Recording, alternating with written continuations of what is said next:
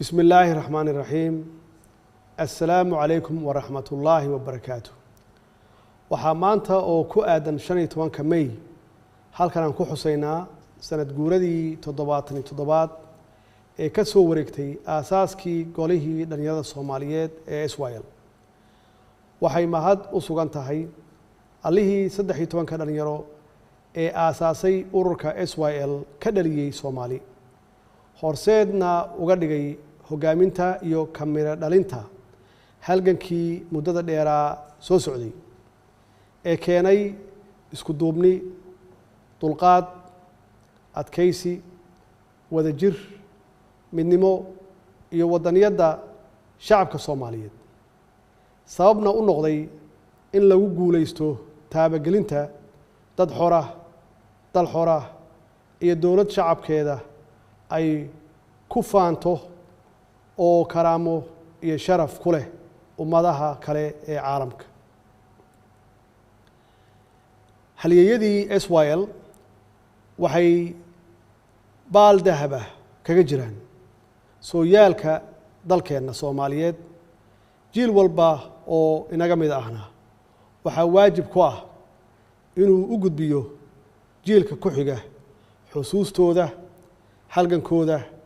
taariikheed iyo diiwaanka maamuuskooda SYL kuma mutaysan maamuuska kaliya in ay dadka Soomaaliyeed ka dulqaadeen heeryada gumaysiga una horseedeen gobonnimo buuxda balse waxay u mutaysteen in caqabadaha waaweyn ee jilaafooyinka ay ka soo gudbiyaan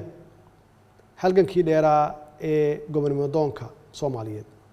kuwaas oo ay ka mid ahaayeen shirqoolka shisheeye sida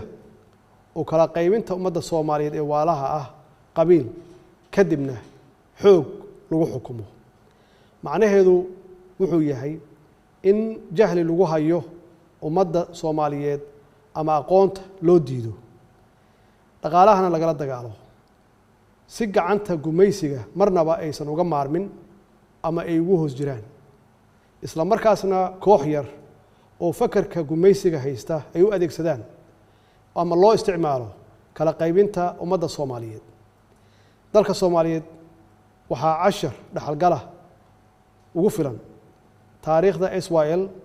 oo muujinaysa kartida iyo geesinimada qofka Soomaaliga ah ee jecel dadkiisa iyo dalkiisa inuu badbaadiyo kuna shaqeeyo mabaadi ku dhisan Soomaalinimo wadaniyad ama patriotism iyo midnimo kana fogaada wax kasta oo ummadda kala qaybin kara oo ay ugu horeyso qabyaaladda sidoo kale waxaa mudan in aan tusaaleyno midnimada iyo wadajirka ay lahaayeen xisbiyada ama ururada dhalinyaro ee ka kala dhisnaa gobollada koonfurta iyo gobollada waqooyi ee dalka iyo muhiimadda ay siiyeen jaceylka dalka iyo dadka iyo diinta garowsadeenna dhibaatada qabyaaladdu ay ku leedahay mustaqbalkooda ay sababna u noqotay inay helaan gobonnimadooda dhidibadana u taagaan qaran ka tilmaaman caalamka maanta 77 sano kadib dhalinyaradu maxay ka baran karaan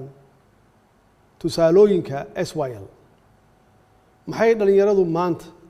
ku mutaysteen xaaladda cakiran ama dhibka ay ku jiraan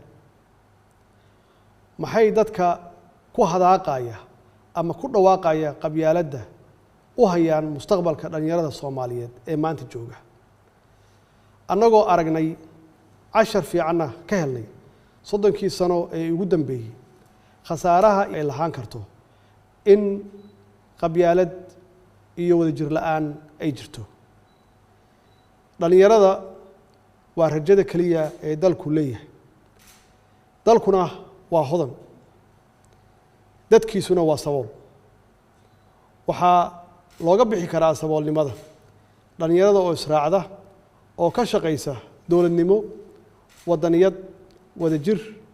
iyo horumarka dalka dadka waxaa looga baahan yahay dulqaad dawladduna waxa ay ku hogaaminaysaa rabitaanka shacabka oo ku dhisan dimuqraadiyad iyo doorasho xalaal ah sida dalalka hore u maray. dowladdu waxaa ka go'an in tallaabadaas ay hore u qaado sida aan uga shaqeynay dowlad wanaag, waxqabad, wada shaqayn iyo ammaanada ummadda in aan loo isticmaalin dana gaar ah. maanta waxay ahayd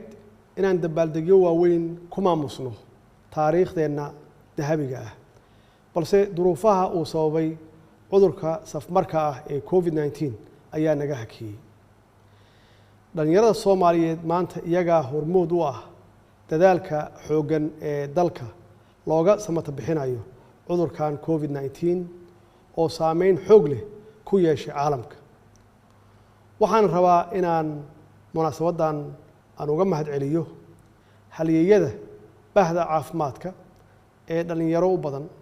kuwaasoo naftooda iyo waqtigooda u hibeeyey sidii ay ula tacaali lahaayeen bukaanada uu soo ritay cudurkan. sidoo kale dhalinyarada Soomaaliyeed waxa ay maanta hogaaminayaan dagaalka aynu kula jirno argagixisada Al-Shabaab oo caqabad ku ah rajada iyo mustaqbalka dalkeena. hoggaanka shaqaalaha rayidka iyo ciidamada qalabka sida maanta waxay u badan yihiin dhalinyaro aqoon-yahano ah oo firfircoon, kuwaas oo isbeddel muuqda ama la taaban karo ku sameeyey shaqaalaha dowladda iyo ciidanka qalabka sida shaqo iyo niyad ahaanba. waxaa xaqiiq ah in dowladdu ay dhaxashay xanaan dhaqaale oo aad u hooseeya, deymo tiro badan oo culays ku hayay horumarka dalkeenna, xaalad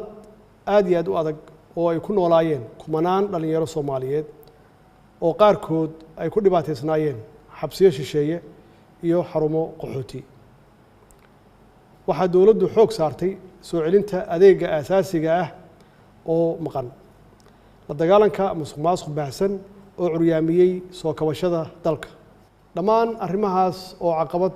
ku ahaa rajada dhalinyarada iyo qorshayaasha awoodsiintooda ayaa dowladdu ka howlgashay oo ku guulaysatay inay wax badan ka qabato. waxaa xusid mudan